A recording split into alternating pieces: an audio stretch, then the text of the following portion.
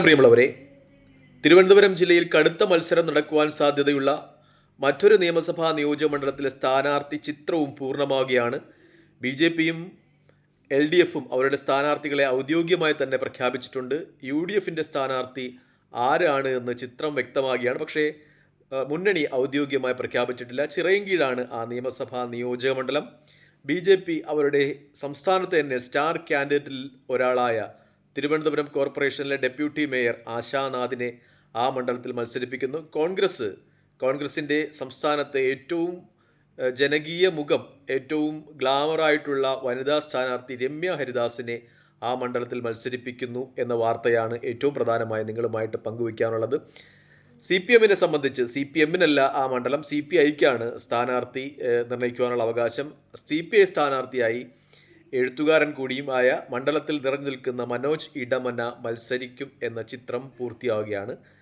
UDFിനെ സംബന്ധിച്ച് സ്ഥാനാർത്ഥി പ്രഖ്യാപനം ഔദ്യോഗികമായിട്ട് നടത്തിയിട്ടില്ല എങ്കിലും രമ്യ ഹരിദാസിൻ്റെ പോസ്റ്ററുകൾ സോഷ്യൽ മീഡിയയിൽ നിറഞ്ഞ് കവിയുന്നുണ്ട്. മാത്രമല്ല, നേരത്തെ സ്ഥാനാർത്ഥി മോഹവുമായി മുന്നോട്ട് പോയ കഴിഞ്ഞ പ്രാവശ്യം മത്സരിച്ച BS അനൂപും 2016 മത്സരിച്ച അജിത് കുമാറും ഒക്കെ ഇന്ന് മാധ്യമങ്ങളുമായി ബന്ധപ്പെട്ട് രമ്യ ഹരിദാസിനെ സ്ഥാനാർത്ഥിയാക്കിയതിലുള്ള അമർഷം പങ്കുവയ്ക്കുന്നുണ്ട്. ഒരുപക്ഷേ വിമത സ്ഥാനാർത്ഥി ഉണ്ടാകുവാനുള്ള സാധ്യത ചിറയൻകീഴ് നിയോജക മണ്ഡലത്തിൽ നമ്മൾ തള്ളിക്കളയാൻ കഴിയുന്നില്ല.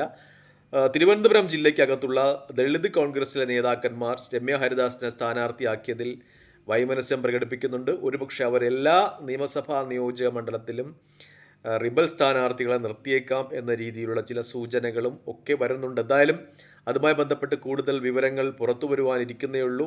എന്തായാലും കോൺഗ്രസ് സംബന്ധിച്ച് വലിയ ഭൂരിപക്ഷം അവർക്ക് ലഭിക്കുവാൻ സാധ്യതയുള്ള കഠിനംകുളം, മംഗലാപുരം എന്ന 2 പഞ്ചായത്തുകൾ ഉൾപ്പെടുന്ന ഒരു മണ്ഡലമാണിത്. പക്ഷേ കഴിഞ്ഞ 3 ഇലക്ഷനായി, അതായത് 2011 ഈ മണ്ഡലം രൂപീകരിച്ച അന്നു മുതൽ കോൺഗ്രസ് ഇവിടെ പരാജയപ്പെടുകയായിരുന്നു. 3 പ്രാവശ്യവും ഇവിടെ CPI ആണ് വിജയിച്ചിട്ടുള്ളത്. പക്ഷേ ആ മണ്ഡലത്തിൻ്റെ ഒരു സ്വഭാവം വെച്ച് നോക്കിയാൽ കഠിനംകുളം, മംഗലാപുരം പഞ്ചായത്തുകളൊക്കെ UDFിന് വലിയ മെജോറിറ്റി കൊടുക്കുന്ന മണ്ഡലങ്ങളാണ്. പക്ഷേ UDFിലെ തൊഴുത്തിൽ കുത്തും കാലുവാരലും ഒക്കെ നിമിത്തം ഈ മണ്ഡലങ്ങൾ പരാജയപ്പെടുകയായിരുന്നു. എന്തായാലും അടൂർ പ്രകാശിൻ്റെ നോമിനിയായിട്ടാണ് ഇപ്പോൾ രമ്യ ഹരിദാസ് ഈ മണ്ഡലത്തിൽ മത്സരിക്കുന്നത് എന്ന വാർത്തയാണ് പ്രധാനമായും ചർച്ച ചെയ്യപ്പെടുന്നത്. അതുകൊണ്ട് തന്നെ കഴിഞ്ഞ പ്രാവശ്യം മത്സരിച്ച BS അനൂപും അജിത് കുമാറും ഒക്കെ ഇതിന് എതിരെ ചില പ്രസ്താവനകളുമായി മുന്നോട്ട് വരുന്നു എന്നതാണ് ഏറ്റവും പരമപ്രധാനമായ ഒരു യാഥാർത്ഥ്യം. കഴിഞ്ഞ 2024 ലോക്സഭാ ഇലക്ഷനിൽ അടൂർ പ്രകാശ് ആറ്റിങ്ങൽ ലോക്സഭാ മണ്ഡലത്തിൽ നിന്ന് മത്സരിക്കുമ്പോൾ അദ്ദേഹത്തെ പരാജയപ്പെടുത്തുവാനുള്ള ചില ആസൂത്രിതമായ ശ്രമങ്ങൾ ഒക്കെ ഉണ്ടായിരുന്നു. പ്രത്യേകിച്ചും വർക്കല MLA ആയിരുന്ന ജോയി ആയിരുന്നു അദ്ദേഹത്തിന് എതിരായി മത്സരിച്ചത് ലോക്സഭയിലേക്ക്. അതുകൊണ്ട് തന്നെ ജോയി മത്സരിച്ച് വിജയിച്ചാൽ വർക്കല നിയമസഭാ നിയോജക മണ്ഡലത്തിലേക്ക് സ്വാഭാവികമായും ഒരു ബൈ ഇലക്ഷൻ സാധ്യതയുണ്ട്. അതുകൊണ്ട് ജോയിയെ വിജയിപ്പിച്ച അടൂർ പ്രകാശിനെ തോൽപ്പിച്ച് പിന്നെ ഒഴിവുവരുന്ന വർക്കല നിയമസഭാ നിയോജക മണ്ഡലത്തിലേക്ക് മത്സരിച്ച് വിജയിക്കുവാൻ വേണ്ടി കച്ചകെട്ടി ഇറങ്ങിയ കോൺഗ്രസ് നേതാക്കന്മാരൊക്കെ അടൂർ പ്രകാശിനെ ഇവിടെ കാലുവാരാൻ ശ്രമിച്ചിരുന്നു. പക്ഷേ അടൂർ പ്രകാശിൻ്റെ ഒരു വ്യക്തിത്വവും അദ്ദേഹത്തിന് ഈ വോട്ടർമാരുടെ ഇടയിൽ എങ്ങനെ പ്രവർത്തിക്കണം എന്നൊക്കെ അറിയാം. അദ്ദേഹം നമുക്കറിയാവുന്ന പോലെ കേരളത്തിലെ ഏറ്റവും നല്ല ഇലക്ഷൻ മാനേജ്മെൻറ്റ് കൈകാര്യം ചെയ്യുന്ന വ്യക്തിത്വമാണ്.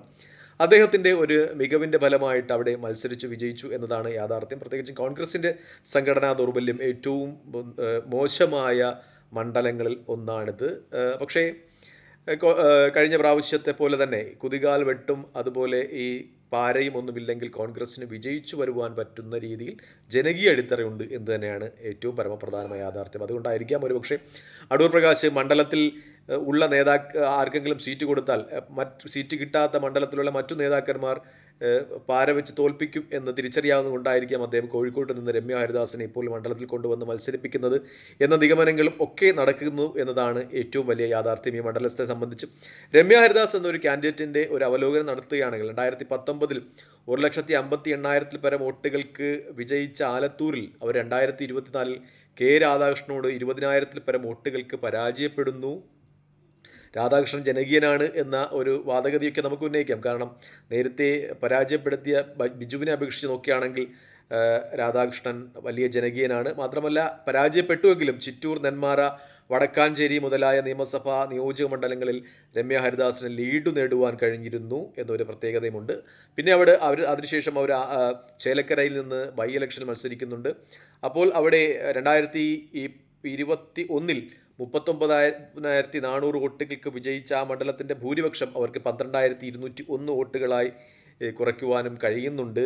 ഒരു ഫൈറ്റർ കാൻഡിഡേറ്റ് ആണെന്ന് പറയാം. പക്ഷേ ഈ അടുത്ത കാലത്തായിട്ട് അവർ കൈതോലപ്പായ വിരിച്ചു എന്ന പാട്ടുപാടി നടക്കുന്നു എന്നൊക്കെ രീതിയിലുള്ള ചില ആരോപണങ്ങൾ കോൺഗ്രസിൻ്റെ അകത്ത് നിന്ന് തന്നെ ഉണ്ട്. എന്തെങ്കിലും അവർ വിജയിച്ചിട്ടുള്ളതും മത്സരിച്ചിട്ടുള്ളതും ഒക്കെ CPMൻ്റെ വലിയ കുത്തക സീറ്റുകളിൽ ആണ് എന്നൊരു യാഥാർത്ഥ്യമുണ്ട്. പക്ഷേ ആലത്തൂരിൽ അവർ മത്സരിച്ച് വിജയിച്ചതിന് ശേഷം അവരിലുണ്ടായിരുന്ന ഒരു പ്രതീക്ഷ അത് നിലനിർത്തുവാൻ അവർക്ക് കഴിഞ്ഞിട്ടുണ്ടോ എന്ന കാര്യത്തിലും സംശയമുണ്ട്. ചിറയൻകീഴിനെ സംബന്ധിച്ച് അവിടെ 3 മുന്നണികൾക്കും വളരെ പ്രാധാന്യമുള്ള, വളരെ വലിയ രീതിയിൽ സ്വാധീനമുള്ള ഒരു നിയമസഭാ നിയോജക മണ്ഡലമാണ് എന്ന് മനസ്സിലാക്കും. പ്രത്യേകിച്ചും നമ്മൾ 2024 ലോക്സഭാ ഇലക്ഷൻ്റെ ഒരു റിസൾട്ട് നോക്കുകയാണെങ്കിൽ, ആറ്റിങ്ങൽ ലോക്സഭാ മണ്ഡലത്തിന് കീഴിൽ വരുന്ന ഈ നിയമസഭാ മണ്ഡലത്തിലെ റിസൾട്ട് നോക്കുകയാണെങ്കിൽ അടൂർ പ്രകാശ് 47,695 വോട്ടുകൾ നേടി, വി ജോയി 44,874 വോട്ട് നേടി, മുരളീധരൻ BJP സ്ഥാനാർത്ഥി 42,929 വോട്ട് നേടി. അതായത് ലോക്സഭാ ഇലക്ഷൻ്റെ റിസൾട്ട് അവലോകനം ചെയ്യുകയാണെങ്കിൽ ചിറയൻകീഴിൽ നിയമസഭാ നിയോജക മണ്ഡലത്തിൽ ഇഞ്ചോടിഞ്ച് പോരാട്ടം നടന്നിട്ടുണ്ട്. നെക്ക് ടു നെക്ക് 2100 വോട്ടുകൾക്ക് മാത്രമാണ് അടൂർ പ്രകാശ് വി ജോയിയെക്കാളും ലീഡ് ചെയ്തത്. എങ്കിൽ പോലും 3-ാം സ്ഥാനത്തുള്ള വി മുരളീധരനും അടൂർ പ്രകാശും തമ്മിലുള്ള വോട്ട് വ്യത്യാസം വെറും 4000 വോട്ടുകൾ മാത്രമായിരുന്നു എന്ന് പറയുമ്പോൾ തന്നെ 3 മുന്നണികൾക്കും വലിയ സാധ്യതയുണ്ട് എന്ന് തന്നെയാണ് വ്യക്തമാകുന്നത്. പ്രത്യേകിച്ചും അവിടെ ആശാനാഥ് എന്ന് പറയുന്ന തിരുവനന്തപുരം കോർപ്പറേഷൻ ഡെപ്യൂട്ടി മേയർ കഴിഞ്ഞ പ്രാവശ്യം മത്സരിച്ചവർ ഏകദേശം 30,000-ൽ പരം വോട്ടുകൾ ലഭിച്ചിരുന്നു. അവരൊരിക്കൽ കൂടി അവിടെ മത്സരിക്കും എന്ന് ചിത്രം വ്യക്തമാകുന്ന ഒരവസരത്തിൽ 3 മുന്നണികളും തമ്മിൽ കടുത്ത പോരാട്ടം നടക്കും എന്ന് തന്നെയാണ് സ്ഥിതിഗതികളൊക്കെ സൂചിപ്പിക്കുന്നത്. തദ്ദേശ സ്വയംഭരണ തിരഞ്ഞെടുപ്പുകളുടെ റിസൾട്ട് നമ്മൾ അവലോകനം ചെയ്താൽ അഞ്ചുതെങ്ങ് പഞ്ചായത്തിൽ UDF 7, LDF 7, BJP 0 എന്നാണ് സീറ്റ് നില.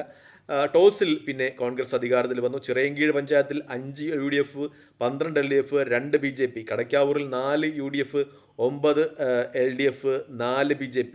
കിഴുവിലത്ത് 11 UDF, 6 LDF, 2 BJP. മുതാക്കലിൽ 4 UDF, 5 LDF, 12 BJP. കഠിനംകുളത്ത് 13 UDF, 7 LDF, 1 BJP. മംഗലാപുരത്ത് 6 UDF, 7 LDF, 7 BJP. അഴൂറിൽ 5 UDF, 4 LDF, 9 BJP. ജില്ലാ പഞ്ചായത്ത് ഡിവിഷനിൽ എടുക്കുകയാണെങ്കിൽ 2 ജില്ലാ പഞ്ചായത്ത് ഡിവിഷനിലുള്ളതിൽ ചിറയൻകീഴ് LDF-ഉം കിഴുവില്ലത്ത് UDF-ഉമാണ് നേടിയിരിക്കുന്നത്. അതായത് പഞ്ചായത്തുകളുടെ ഒരു ലിസ്റ്റ് എടുക്കുകയാണെങ്കിൽ 2 പഞ്ചായത്തുകൾ അവിടെ BJP നേടിയിട്ടുണ്ട്, 2 പഞ്ചായത്തുകൾ UDF ഉണ്ട്, 2 പഞ്ചായത്തുകൾ LDF ഉണ്ട്, 2 പഞ്ചായത്തുകൾ സമാസമമാണ്. അതായത് 3 മുന്നണികൾക്കും സമാസമം ഉണ്ട് എന്ന് തന്നെയാണ് ആ റിസൾട്ട് സൂചിപ്പിക്കുന്നത്. ബ്ലോക്ക് പഞ്ചായത്ത് ഡിവിഷനുകൾ 2 എണ്ണമുണ്ട്, ബ്ലോക്ക് പഞ്ചായത്തുകൾ 2 എണ്ണമുണ്ട്. അതിൽ 2ഇടത്തും UDF ആണ് നേടിയിട്ടുള്ളത്. ചിറയൻകീഴ് ബ്ലോക്ക് പഞ്ചായത്തിനെ സംബന്ധിച്ച് അവിടെ വനിതാ സംവരണമായിരുന്നു, പക്ഷേ ഹരിജൻ വനിതാ സംവരണമായിരുന്നു. പക്ഷേ UDF-ന് ഹരിജൻ വനിതയെ വിജയിപ്പിക്കുവാൻ കഴിയാത്തത് കൊണ്ട് ഹരിജൻ വനിത വിജയിപ്പിക്കുവാൻ കഴിഞ്ഞത് BJP-ക്ക് മാത്രമാണ്. അങ്ങനെ BJP ബ്ലോക്ക് പഞ്ചായത്ത് ഭരിക്കുന്നു. പക്ഷേ കോൺഗ്രസിനാണ് സീറ്റുകളുടെ എണ്ണത്തിൽ കൂടുതലുള്ളത്. അതായത് 3 മുന്നണികൾക്കും തുല്യം സാധ്യതകൾ ഉണ്ട് എന്ന് തന്നെയാണ് വ്യക്തമാകുന്നത്. പക്ഷേ കോൺഗ്രസിന് മെജോറിറ്റി കൊടുക്കുന്ന 2 പഞ്ചായത്തുകൾ ഉണ്ട്, കഠിനംകുളവും മംഗലാപുരവും. പക്ഷേ പരമ്പരാഗതമായി തന്നെ കോൺഗ്രസിൻ്റെ കുതികാൽ വെട്ട് ആ മണ്ഡലത്തിൽ കോൺഗ്രസ് സ്ഥാനാർത്ഥികൾ പരാജയപ്പെടുന്നതിന് കാരണമാകുന്നുണ്ട്. അതറിഞ്ഞുകൊണ്ടായിരിക്കാം ഒരുപക്ഷെ അടൂർ പ്രകാശിൻ്റെ നേതൃത്വത്തിൽ ഇപ്പോൾ പുറത്തു നിന്നൊരു സ്ഥാനാർത്ഥിയെ കൊണ്ടുവന്നത് എന്നൊരു നിഗമനം നടത്തപ്പെടുകയാണ്. എന്തായാലും അടൂർ പ്രകാശിൻ്റെ നേതൃത്വത്തിൽ കോൺഗ്രസിൽ ഒരു പുതിയ ഗ്രൂപ്പ് രൂപപ്പെടുന്നു എന്നൊരു ചർച്ചയും കൂടി ഇതോടനുബന്ധിച്ച് വരുന്നുണ്ട്. തൽക്കാലം ഈ വീഡിയോ ഇവിടെ വാങ്ങിയാണ്. മറ്റൊരു വീഡിയോ കാണുന്നവരെ നന്ദി, നമസ്കാരം, ജയ് ഹിന്ദ്. വീഡിയോ ഇഷ്ടപ്പെടുന്നുണ്ട് ലൈക്ക് ചെയ്യുക, ഷെയർ ചെയ്യുക, കമൻറ്റ് ചെയ്യുക. മറ്റൊരു വീഡിയോ കാണുന്നവരെ ജയ് ഹിന്ദ്. ചിറയൻകീഴ് നിയമസഭാ നിയോജകമണ്ഡലത്തിൽ ആര് വിജയിക്കുമെന്ന് ദയവായി നിങ്ങൾ കമൻറ്റ് ചെയ്യുക. ജയ് ഹിന്ദ്.